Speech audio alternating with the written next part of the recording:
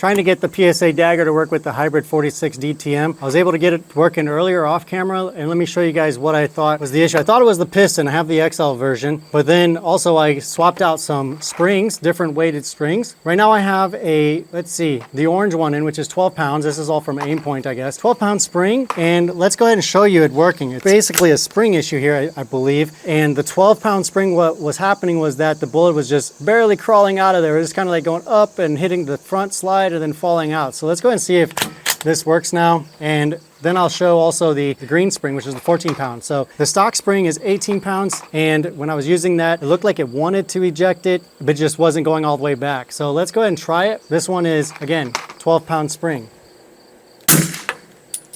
Now you see that didn't really fully cycle. Let's go ahead and try it again. You're gonna be really upset that it was working before and not working now.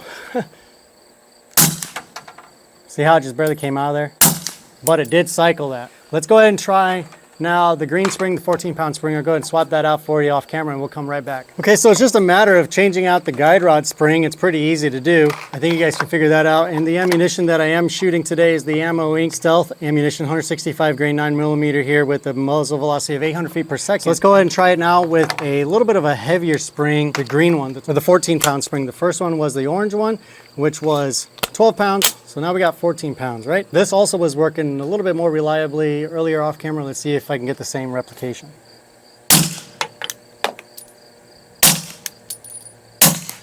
That one cycled flawlessly, so I'm probably going to keep that in there because also we were able to, it seemed like it ejected the shells a little bit better that way. So if you want to get your PSA Dagger to work right, sometimes you might need to take off the muzzle brake, which I have on here. Otherwise, it still works as well. You're just going to have a little bit of extra weight on it. But that seems to be the only way to get this type of pistol running with the suppressor, the hybrid DTM, hybrid 46 DTM. And it's a little bit larger for what a suppressor, what a pistol should have on it, because it's so big that you can barely just, I mean, you definitely have to use an optic because these suppressor height sights are not tall enough for this type of suppressor. I mean, if you had an actual pistol suppressor on here, then you'd probably be able to still use these sights as well, the taller front sight here. But what I did was I just put an optic on it because I still need to get a little bit higher. Like the dot is just right above the tip of the end of the muzzle there. And so at least I've got something that's accurate and something that actually works now. So that's all you need to do. I recommend using the green 14-pound spring, or at most maybe a 12. If you go a little bit higher into the 16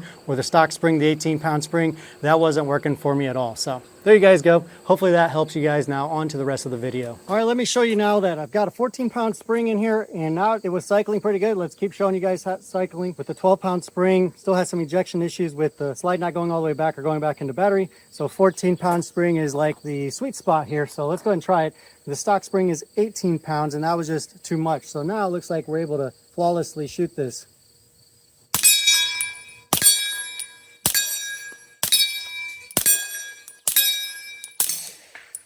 All right, there you go. That's all you need to do. Now it cycles pretty awesome. It's gonna be a badass gun, right?